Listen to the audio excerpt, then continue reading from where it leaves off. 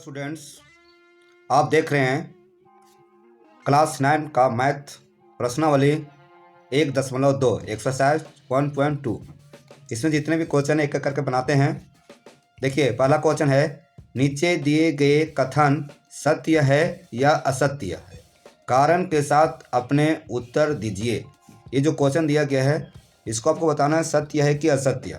आपको कारण सहित उत्तर देना है। तो पहला क्वेश्चन है, प्रत्येक या परिमेय संख्या एक वास्तविक संख्या होती है। आपको बताना है प्रत्येक परिमेय संख्या एक वास्तविक संख्या होती है।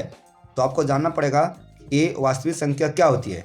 तो वास्तविक संख्या वो है जिसमें से परिमेय संख्या और यह परिमेय संख्या दोनों होती है। तो यहाँ कह रहा है कि यह परिमेय संख्या वास्तविक संख्या है, तो जब इसमें दोनों संख्या होगी तो यह परिमेय संख्या भी वास्तविक संख्या हो जाएगी। तो क्या लिखेंगे? ये सत्य लिखेंगे। लिखेंगे आपको हम सिर्फ आंसर बता रहे हैं, क्वेश्चन आपके सामने है। लिखेंगे सत्य, पहला का आंसर क्या लिखेंगे? सत्य, है ना। सत्य लिखेंगे। कारण यहाँ देंगे। कारण, चलिए कारण क्या लिखेंगे? क्योंकि वास्तविक संख्याओं में यह परिमेय संख्या भी होती है। लिखेंगे क्योंकि वास्तविक संख्याओं में यह परिमेय संख्या होती है। ये हुआ कारण सहित सत्य की जांच कर लिए। फिर बता रहे वास्तविक संख्या में परिमेय संख्या और यह परिमेय संख्या दोनों होती है। तो जब इसमें यह परिमेय संख्या भी होती है तो इसमें तो यह परिमेय संख्या बता रहा है, तो ये क्या हो जाएगा? सत्य। अब दूसरा क्वेश्चन आपके सामने उपस्थित होता है, संख्या रेखा का प्रत्येक बिंदु √m के रूप में होता है जहां m एक प्राकृत संख्या है। बताइए, √m के रूप में होता है जहां एक प्राकृत संख्या है। इसको हम कैसे सॉल्व करते हैं? यहाँ देखिए, यहाँ सॉल्व करेंगे कि कोई भी जब संख्या हम लिखते हैं, दूसरा का हम बना रहे हैं, दूसरा का आंसर, मतलब पहला का ये क्या हो जाएगा? ये पहला का ये पहला हुआ और ये हो जाएगा दूसरा, है ना। आंसर लिख रहे हैं, ठीक। अब इसको क्या लिखेंगे कि कोई भी संख्या लेते हैं, मान लीजिए कि ये एक संख्या रेखा है, इसके बीच में क्या लेते हैं? 0 लेते हैं। इधर से हम दाहिने की ओर बढ़ते हैं तो ये क्या हो जाएगा? धनात्मक हो जाए। 1 2 3 4, इस तरह से आप जितना ले सकते हैं। इधर हम बाएं की ओर बढ़ते हैं तो ये क्या हो जाएगा? संख्या ऋणात्मक हो जाएगा। -1 -2 -3 -4, ठीक है।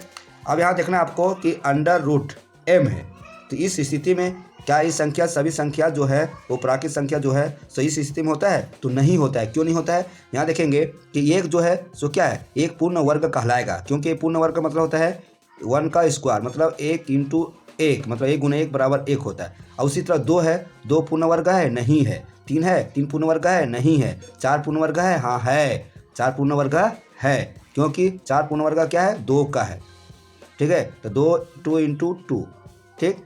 तो यहाँ कह रहा है ना कि यहाँ कह रहा है कि जितने भी जो प्राकृत जो संख्या दिया हुआ है संख्या रेखा पर, वो इस स्थिति में होता है? नहीं होता है। क्योंकि मान लीजिए ये 4 लेते हैं, ये 4, तो 4 को हम ऐसे करते हैं तो क्या हो जाएगा? ये 2 हो जाएगा, होगा। तो इसका लिखेंगे असत्य। उत्तर क्या हो जाएगा? असत्य हो जाएगा। तो लिखिए, आइए, असत्य, है ना। ये असत्य हो गया। कारण बताना हमको। कारण क्या है असत्य होने का? कि संख्या रेखा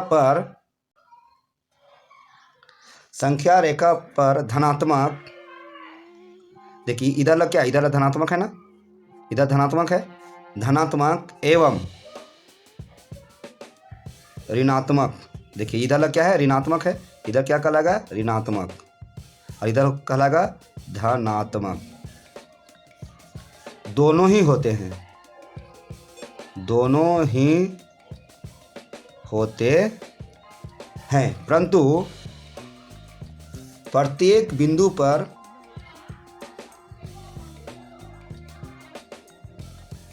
एक वर्गमूल संख्या संभव नहीं है। वर्गमूल संख्या जैसे देखिए 4 है, ये तो वर्गमूल संख्या संभव हो गया, लेकिन 3 है? नहीं है। 2 है? नहीं है। उसी तरह से यहाँ देखेंगे 1 है, ये 2 नहीं है। -3 नहीं है, ये -4 है। तो इस तरह से जितना भी संख्या रेखा पर जो दिया गया है वो इस तरह से वर्गमूल के संख्या के रूप में संभव नहीं है, इस कारण ये क्या है, असत्य है। अब तीसरा क्वेश्चन देखते हैं। क्वेश्चन नंबर 3 है, प्रत्येक वास्तविक संख्या एक या परिमेय संख्या होती है।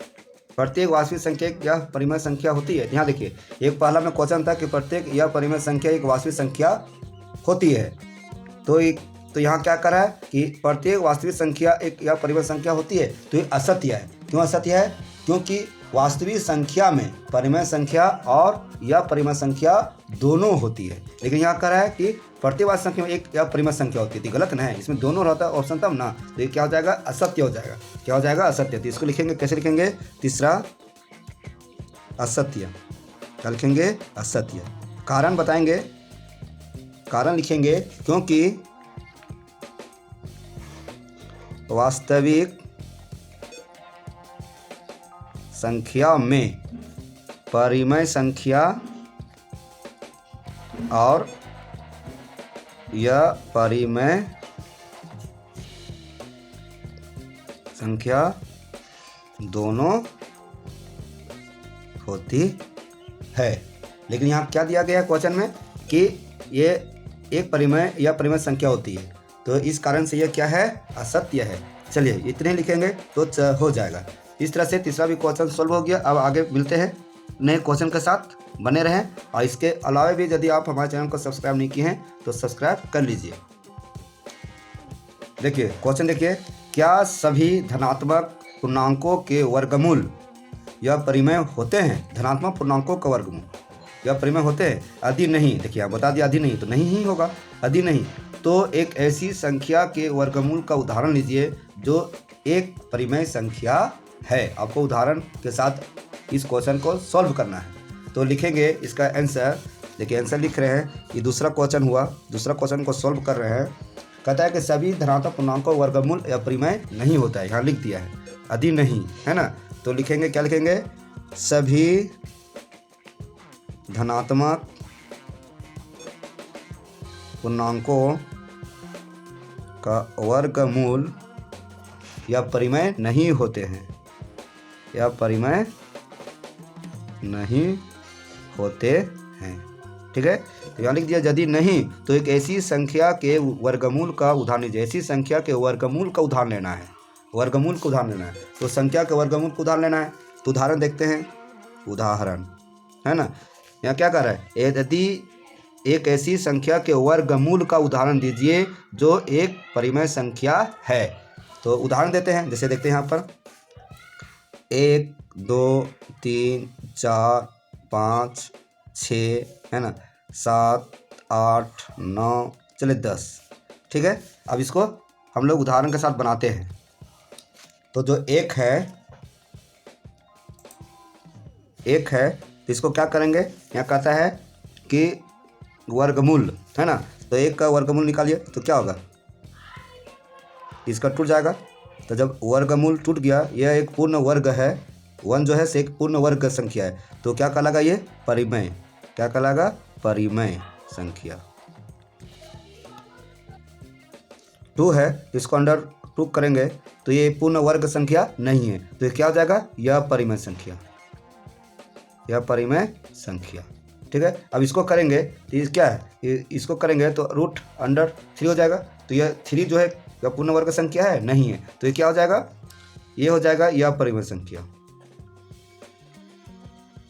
ठीक, इसको करेंगे तो इसको √4 करेंगे तो ये 2 हो निकल जाएगा, तो ये क्या कहलाएगा, 2 परिमेय संख्या, परिमेय संख्या। उसी तरह से इसको तोड़िए तो ये नहीं टूटेगा, तो क्या कहलाएगा, ये यह परिमेय संख्या।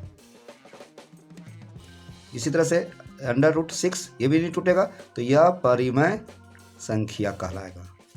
समझ रहे हैं। अब इसको तोड़ेंगे तो क्या होगा, √7, तो ये भी नहीं टूटेगा, तो ये कहलाएगा यह परिमेय संख्या। ये टूटेगा, 8 नहीं टूटेगा, तो ये भी कहलाएगा यह परिमेय संख्या। देख ये देखिए, √9 टूटेगा, हाँ टूट जाएगा। क्या है, जो 9 है 3 का पूर्ण वर्ग है, तो ये कहलाएगा परिमेय संख्या।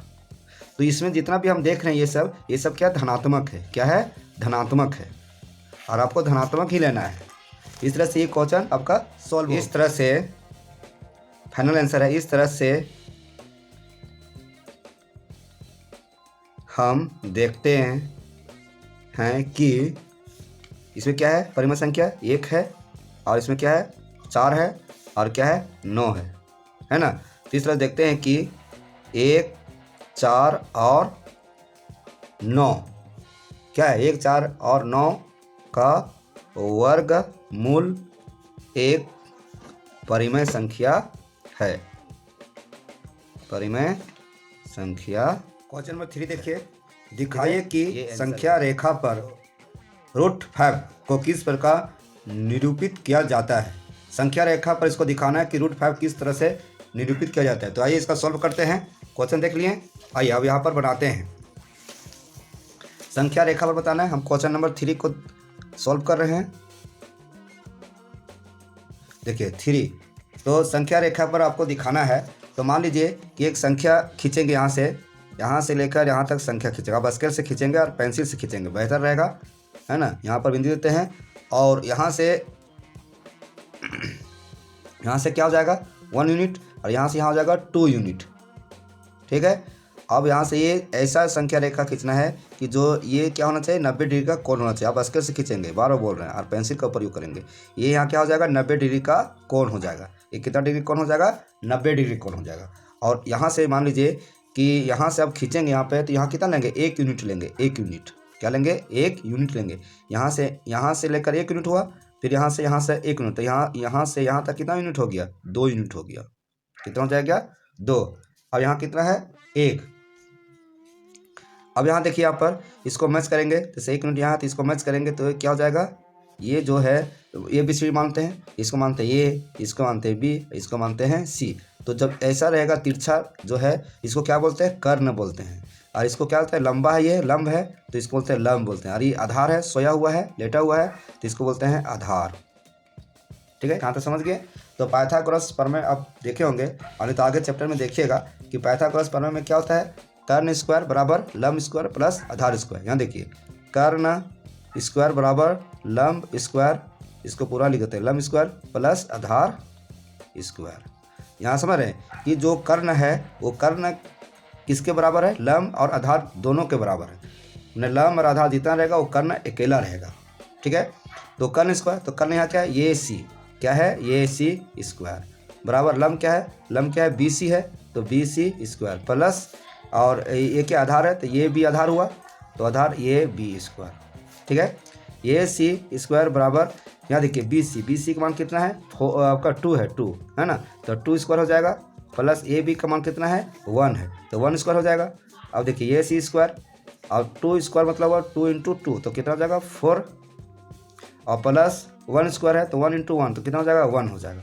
इसको तोड़ेंगे AC स्क्वायर बराबर ये क्या हो जाएगा 4 1 5 हो जाएगा। अब देखिए स्क्वायर जो है, तो जब इसको स्क्वायर हटाएंगे तो क्या हो जाएगा रूट अंडर चढ़ जाएगा इस पर, तो ये हो जाएगा आंसर।